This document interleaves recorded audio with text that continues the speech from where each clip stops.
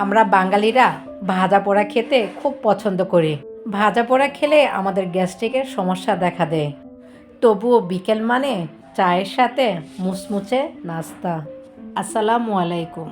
দেশের এবং দেশের বাইরে যে যেখানেই আছেন আশা করি আল্লাহর রহমতে ভালো আছেন। আমিও আল্লাহর রহমতে ভালো আছি। লাউয়ের পাকোড়া বানাতে হলে লাগবে আমার জন্য একটা লাউ। লাউয়ের পাকোড়া কিভাবে বানাবেন, কি টিপস ফলো করলে পাকোড়া হবে একদম মুচমুচে, পাকোড়া নরম হবে না, পাকোড়া দীর্ঘ সময় ধরে মুচমুচে থাকবে, পাকোড়াতে কি ব্যবহার করলে পাকোড়ার স্বাদ বাড়বে দ্বিগুণ। লাউয়ের পাকোড়া বানানোর জন্য আমি একটা লাউ নিয়েছি। লাউটাকে আমি খোসা সহ ভালো করে ধুয়ে নিয়েছি।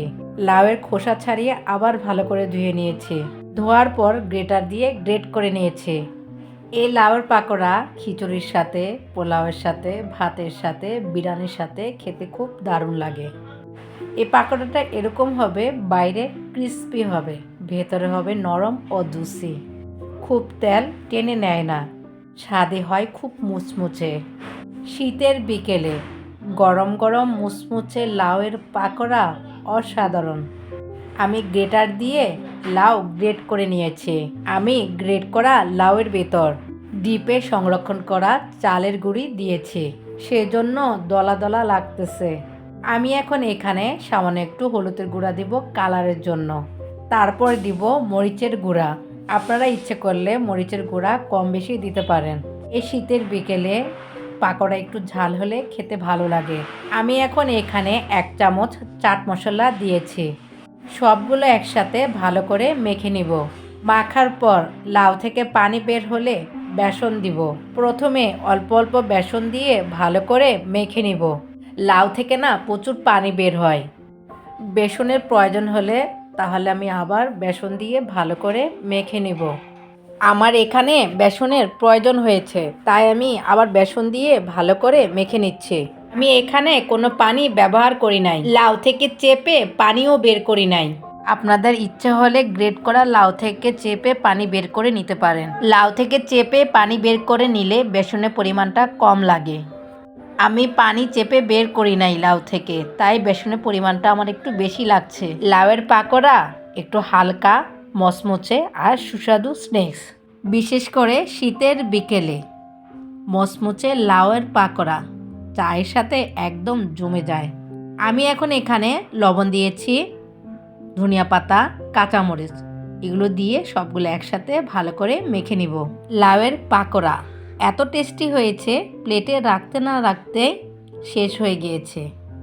এ পাকোড়া এত সুস্বাদু, একবার খেলে বারবার খেতে ইচ্ছে করবে। মেহমান আসলেও ঝটপট এ নাস্তা বানিয়ে দিতে পারবেন। বাচ্চারা সবজি খেতে চায় না, আপনি যদি আমার নিয়ম ফলো করে লাউয়ের পাকোড়া বানান, তারা খেয়ে খুব খুশি হবে। লাউয়ের পাকোড়া এত মজা হয়, খাওয়ার পর বাচ্চারা আরও খেতে চাইবে। মুচমুচে লাউয়ের পাকোড়া বানাতে হলে অনেক টিপস ফলো করতে হবে। সেটা জানতে হলে পুরো ভিডিও দেখতে হবে স্কিপ না করে। আমি চুলায় একটি কড়াই বসিয়েছি। কড়াই যখন গরম হয়েছে তখন এর ভিতর আমি তেল দিয়েছি। তেল গরম হওয়ার পর আমি পাকোড়াগুলো তেলের ভিতর ছেড়ে দিয়েছি। আমি সবগুলো পাকোড়া একই নিয়মে তেলের ভিতর ছেড়ে দেব। যখন নিচের পিঠটা হয়ে যাবে তখন আমি উল্টিয়ে দিব। নিচের পিঠ ভালো করে না হলে আমি উল্টিয়ে দিব না, কারণ লাউয়ের পাকোড়াগুলো ভেঙে যাওয়ার সম্ভাবনা থাকে। ভিডিও দেখার শুরুতে যদি আপনি লাইক দিতে ভুলে যান, তাহলে প্লিজ একটা লাইক দিয়ে দিবেন। আর আমার এই ভিডিওটা আপনাদের কাছে কেমন লেগেছে কমেন্ট করে জানাবেন। আমার এই ভিডিওটা যদি আপনাদের কাছে ভালো লেগে থাকে, লাইক, কমেন্ট, শেয়ার করে পাশে থাকবেন। এ তো আমার এক পিঠ ভালোভাবে হয়ে গিয়েছে, তাই আমি উল্টিয়ে দিচ্ছি। আমি সবগুলো পাকোড়া একে একে আস্তে আস্তে উল্টিয়ে দিব। যখন পাকোড়ার কালার সোনালি হবে তখন আমি নামিয়ে ফেলবো। যারা আগে কখনো লাউয়ের পাকোড়া খাননি, তারা আমার এই নিয়মগুলো ফলো করে অবশ্যই ট্রাই করবেন, দেখবেন খেতে খুব চমৎকার।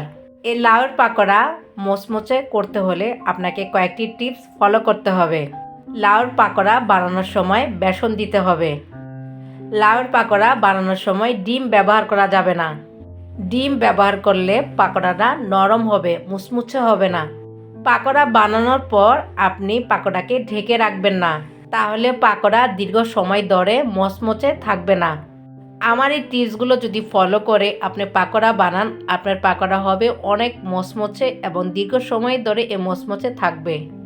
আসসালামু আলাইকুম, সবাই ভালো থাকবেন। আল্লাহ হাফেজ।